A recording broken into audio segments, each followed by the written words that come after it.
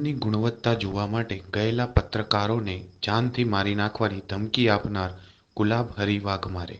ડાંગ જિલ્લાના વઘઈ તાલુકામાં આવેલા નગરચોડ ગ્રામ પંચાયતમાં સરપંચના માણસો દ્વારા પત્રકારો પર વારંવાર હુમલો કરવામાં આવે છે, છતાં અધિકારીઓ મૌન બેઠા હોય છે કેમ, એનું કારણ શું?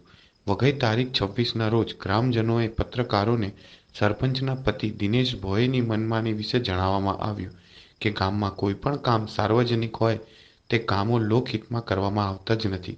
જે કામો કરવામાં આવી રહ્યા છે એ ખાલી ખિસ્સા ભરવા માટે કરવામાં આવે છે.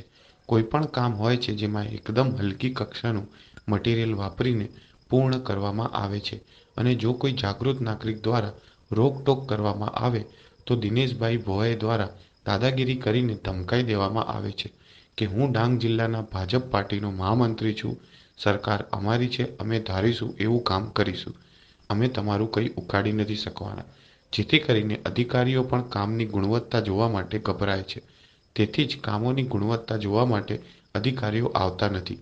એવા હવાડાના કામમાં તેમજ આરસી રોડ ગટરના કામોમાં મોટા પાયે ભ્રષ્ટાચાર કરવામાં આવ્યું, જે જોવા ગયેલા પત્રકારોને ફોટાઓ તેમજ વિડીયો લેવા માટે ગુલાબહરી વાઘમારે દ્વારા રોકવામાં આવ્યું અને ગાળાગાળી કરી અપશબ્દો બોલી મારી નાખવાની ધમકી આપી હતી.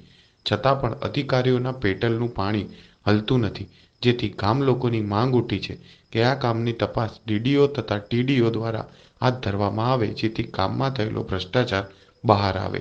બ્યુરો ચીફ ડાંગ મિલન ધુળે. અવનવી ખબરો જોવા માટે અમારી ચેનલને લાઈક કરો, શેર કરો અને સબસ્ક્રાઇબ કરો.